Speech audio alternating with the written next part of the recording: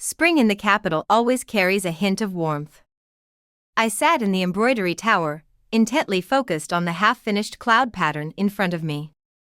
This was a large order my father had received, and the buyer requested it be completed within half a month. "Miss, it's time to rest," Spring Peach gently reminded me from below. "Just a little longer, I'm almost done with this cloud pattern," I replied, my needle gliding lightly over the brocade, the intricate stitches outlining the shape of a cloud. Suddenly, a fragrant breeze swept by, and a deep male voice called from below, "I'll take this embroidery." I looked up and saw a man with his hair bound by a jade crown standing below. He wore a dark blue brocade robe, with a jade pendant at his waist that shimmered in the light. He resembled a fresh breeze in spring, though his presence carried an undeniable sharpness. "Why, young master," Spring Peach hastily bowed. I frowned and interrupted, "This embroidery already has a buyer." He raised his head at my words, his gaze piercing straight into mine. Our eyes met, and for a moment, my heart raced uncontrollably.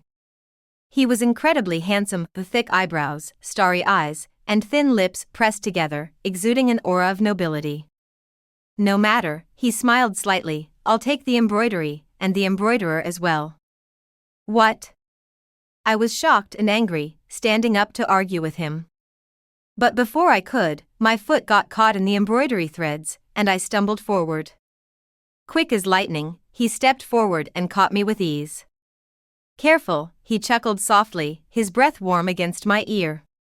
I had never been so close to a man before, and my cheeks flushed as I struggled to free myself. "Let me go," I shouted, furious and embarrassed, pushing him away with all my strength. "Biting?" He raised an eyebrow, glancing meaningfully at the finger I had bitten in my struggle. "Since that's the case, I'll make sure you remember this lesson." Before I could react, he suddenly lowered his head and pressed his lips to mine. My eyes widened in shock, my whole body stiffening. His kiss was warm and domineering, prying my lips open without any warning. Only when I was on the verge of suffocating did he release me, leisurely and without haste. "Remember, your first kiss belongs to me. From now on, so does the rest of your life." You, I trembled with anger, tears welling in my eyes. "Who do you think you are?" "Master of Runshan Pavilion, Shang Xiubai," he said, fixing a stray lock of my hair. "Tomorrow, I'll send the betrothal gifts. You'd better think it over carefully. If you refuse," his gaze swept over the sign of my family's silk shop below. "The consequences are not something your father can bear." With that, he turned and left, leaving only the lingering scent of dragon musk in the air. I collapsed in front of the embroidery frame, my trembling fingers brushing over my lips. "That demon!" I cursed him silently. But why did my heart race so fast when he held me? "Miss." Spring Peach hesitated to speak. "Say no more," I took a deep breath, staring at the moonlight outside the window. "I'm tired. Let's go back." That night, I slept fitfully, my dreams haunted by his wicked smile and his ominous warning, "From now on, your life belongs to me." How infuriating. I buried my face in the covers, determined to find a way to escape. There was no way I would marry such an overbearing man. Little did I know that night, that the man I now hated to the core would become the most irresistible habit of my life. Before dawn broke, the mansion was already in chaos. Rubbing my sleepy eyes, I saw Chun Tao burst in, flustered. "Miss, something terrible has happened. People from Runshan Pavilion have blocked the whole street." I immediately woke up. "What?" Before she could answer, the sound of gongs and drums erupted from outside.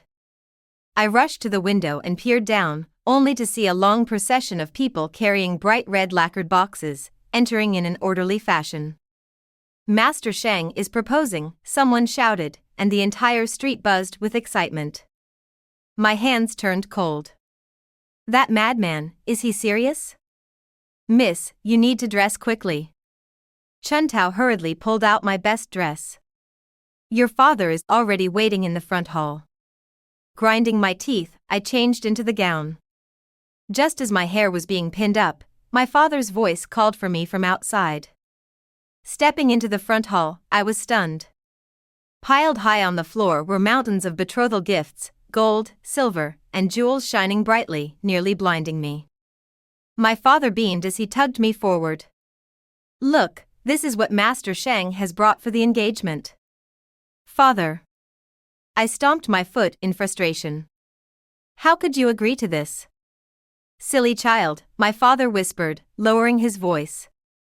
"Do you realize what an honor it is to be engaged to the Shang family? Master Shang himself is proposing. This is a blessing we could never even dream of. But Master Shang promised that if you accept, our silk business will become an agent for Runshan Pavilion." My father's face glowed with excitement. "Do you know what this means?" Of course, I knew. Runshan Pavilion monopolized most of the silk trade in Jiangnan.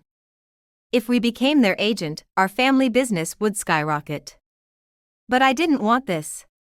"Father, What Miss Ajiao means is, this dowry is too generous." A familiar voice interrupted. I whipped around to see Shang Xiaobai stroll in leisurely. Today, he was dressed in a pale white silk robe, looking even more striking than usual.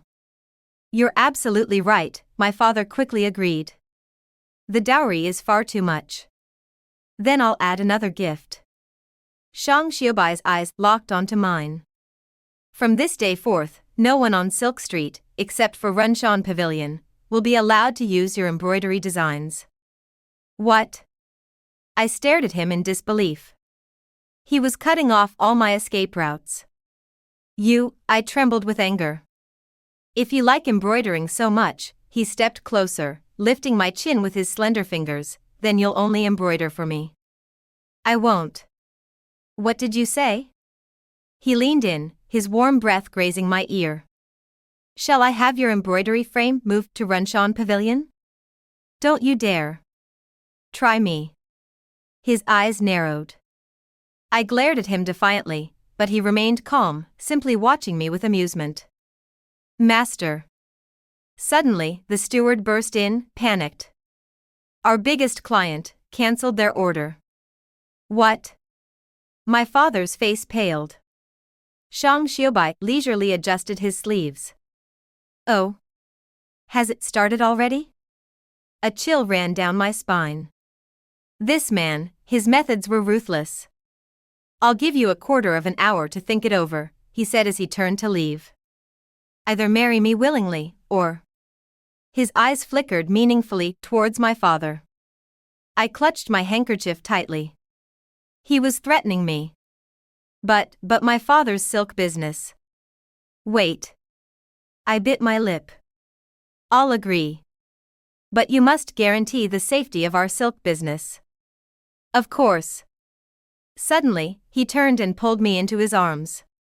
"From now on, you belong to me." My body stiffened, the familiar scent of dragon musk lingering on him. He could have destroyed our business entirely. Why go through the trouble of marrying me? He leaned close to my ear and whispered, "Remember, you now owe me 2 promises. One is your lifelong commitment, the other is the protection of your family's business. If you dare to flee—" "Don't worry," I sneered coldly. "I won't be able to escape." "Good girl." He smiled with satisfaction. "I'll send someone to fetch you tomorrow." Watching him leave, I suddenly realized that his commanding presence and the way he handled everything were oddly impressive. Wait. What was I thinking? I must be going insane. The grandeur of Runshan Pavilion exceeded my expectations. "This will be your courtyard from now on." Shang Xiaobai led me into an exquisitely designed small garden. I stood frozen. The courtyard boasted artificial hills, flowing water, and an array of rare flowers. At its center, a brand new embroidery frame sat gleaming, more elaborate than the one I used at home. "These are the threads you're used to." He pointed to a cabinet nearby. "Take whatever you need." "You're a bit too confident, aren't you?" I sneered. "Are you so sure I'll stay here obediently?" You wouldn't want to know the consequences. He pinched my chin. And do you really think I'd give you a chance to escape? With that, he clapped his hands. A group of maids entered, carrying my belongings from my maiden room. You. I stared at him, dumbfounded. Since you're moving in, naturally, your things come with you, he said casually, his eyes sweeping over the pile of clothes. However, his gaze lingered on my wardrobe. From now on, all your clothes must reveal your collarbone. What did you say? I make the rules. He turned to leave, dropping one last command, stay here. You're not allowed to go anywhere. I stomped my foot in frustration but could do nothing about it. Thus, day after day, I sat by the embroidery frame, channeling all my resentment into the needlework. One afternoon, as I was working on a landscape piece, I overheard the maids gossiping outside. I heard the pavilion master has never been close to women, so why this time? Exactly. He used to discard all those marriage proposals from prominent families. This one must be really lucky. My hands paused. Yes, why did this man insist on marrying me? As I mulled over the question, a commotion arose outside. Shang Xiaobai had returned. Where is Ajiao? His voice drew nearer. I quickly bowed my head, pretending to focus on my embroidery. He entered and stood directly behind me. What are you working on today? Nothing much. I deliberately turned the frame away. He grabbed my wrist in one swift motion. What? You won't even show your husband? Who's your husband? I struggled to stand up. In a swift move, he leaned down, enveloping me from behind.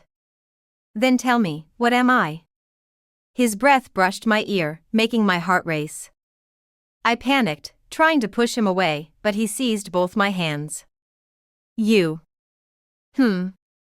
His lips barely grazed my earlobe. Say husband. Let me hear it. Never. Is that so? He suddenly released me and headed for the door. Bring the embroidery frame out. Wait. I panicked. You can't. Then say it. You. I bit my lip. He pressed me relentlessly. Who?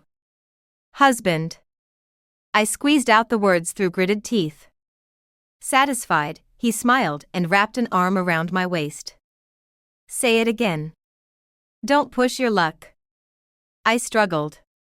Not being obedient, huh? Without warning, he scooped me up in his arms. Seems like it's time to teach you a proper lesson. Let me go. I thrashed about in his hold. Are you sure? He glanced meaningfully at the pond nearby. Because if you are, I'll let go. I then realized we were already standing by the water. This bastard. All right, I was wrong. I conceded. That's better. He spun around with me still in his arms but didn't set me down. However, today's lesson is still necessary. What are you planning to do? I eyed him warily. Naturally. He leaned down abruptly and captured my lips. This kiss wasn't as forceful as the first one, carrying instead a tenderness that caught me off guard. I tried to push him away, but my hands instinctively clung to his shoulders. Now do you understand your husband's prowess? He finally released me, his forehead resting against mine. I turned my head away, refusing to respond. He chuckled, his low laugh sending a shiver down my spine. Blushing? Weren't you the one clinging to my robes just now? You. Furious, I raised my hand to slap him. He effortlessly caught my wrist. No rush. There's plenty of time. He kissed my palm. Now, freshen up. We have a banquet to attend. I'm not going. Then I'll continue right here. He began to lean in again. I'll go. I quickly agreed.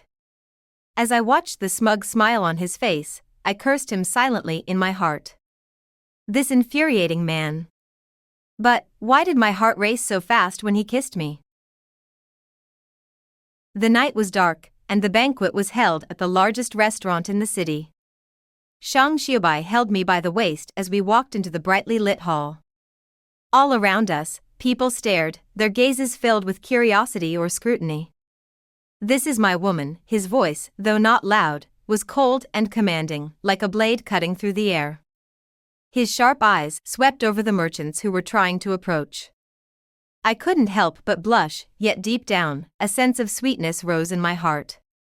Despite his domineering attitude, at this moment, I seemed to feel a certain sense of belonging. At the banquet, I had originally planned to sit quietly and stay unnoticed. However, I overheard some merchants discussing the recent troubles Shang Xiaobai's business, Runshan Pavilion, had encountered in Jiangnan. Although Shang Xiaobai remained expressionless, a sharp and deep look flickered in his eyes. I knew that the situation was likely much more complicated than it appeared.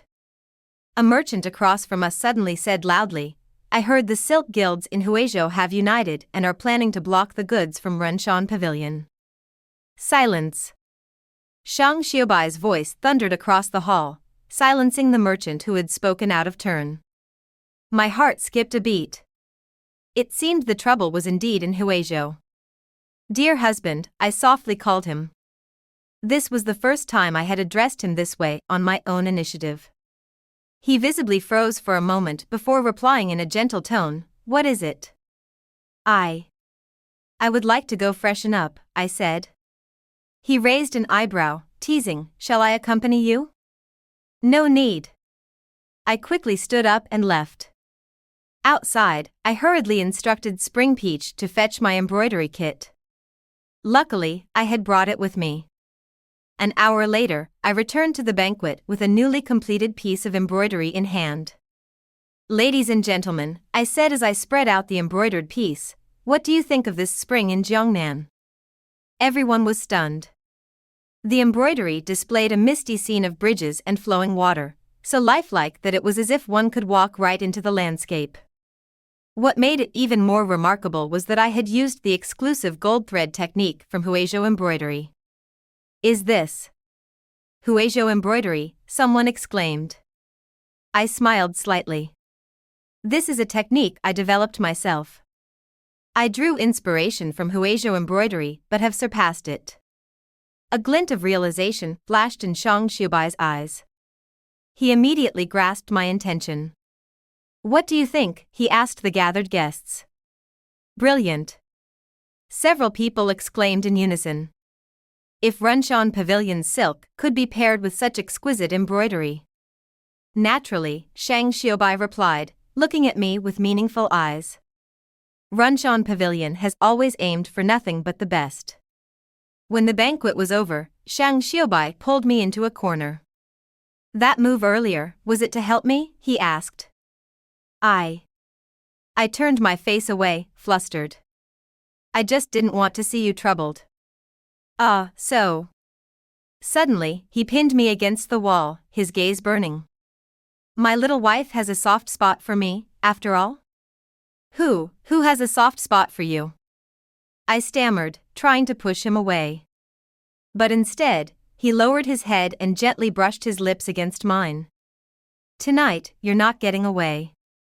"What?" I was taken aback. "You helped me, and now you want to leave?" He flashed a wicked smile. "Since my wife is so thoughtful, naturally, her husband should thank her properly." Back at the manor, he wasted no time carrying me straight into his study. "What are you doing?" I struggled. "Just checking," he said, his voice slow and deliberate as he began to undo his outer robe, "to see if my wife has really been as obedient as she seemed tonight." "Don't you come any closer." I took a step back. "Why? You were calling me husband so sweetly at the banquet, and now you're denying it?" He stepped closer with every word. "That was..." I fumbled for an excuse. "That was what?" He pulled me into his arms, "Say it." I turned my head away, but the familiar scent of dragon musk filled my senses. Without realizing it, I had grown accustomed to this scent. Shang Xiaobai. I called his name softly. Yes? His tone became softer. Why did you insist on marrying me back then? This question had weighed on my mind for a long time. He was silent for a moment before answering in a low voice. Did you know that every embroidery piece you've ever made, I've collected? What? Since a year ago, his voice deepened, I had people gather all the embroidery pieces you made. In them, I saw a girl who was both stubborn and full of extraordinary talent. So I decided, he continued, that this girl had to be mine. He kissed the top of my head. Jiao, I manipulated your father's business and plotted your future. For the rest of your life, you'll never escape from me. Hearing his domineering confession, I felt a lump in my throat, my eyes stinging. So, from the very beginning, he had set his sights on me. Why are you crying? He panicked. Did I hurt you? I shook my head and, with tears in my eyes, burst into laughter. Shang Xiaobai, you big jealous fool. Suddenly, his expression became serious. Call me husband. All right, I tiptoed up and whispered into his ear, husband. You. His breath hitched, and before I knew it, he scooped me up in his arms. Looks like you don't want your embroidery frame tomorrow. What? I suddenly realized the trouble I was in. No, don't. Too late, he smirked wickedly as he pressed his lips to mine. Tonight, your husband wants you to embroider the whole of Runshan Pavilion. Looking at the love and intensity in his eyes, I suddenly realized that, unknowingly, I could no longer live without him. Time passed quickly, and in the blink of an eye, 6 months had gone by. I had become increasingly accustomed to living in Runshan Pavilion. My days consisted mostly of embroidery, and occasionally, I would pester Shang Xiaobai to get me new silk threads. One day, while I was embroidering a peony in the garden, I suddenly heard a commotion outside. Master! Something's terribly wrong. The steward rushed in, panicked. Shang Xiaobai frowned. What's going on? The Jiangnan water route has been blocked and all our goods have been confiscated. What? The embroidery needle in my hand froze. This was the most important business route for Runshan Pavilion. Shang Xiaobai, however, remained calm. Do we know who is behind this? It's the Li family. A chill ran down my spine. The Li family was the second largest merchant house in Jiangnan and had always kept an eye on Runshan Pavilion. Husband. I looked at him with concern.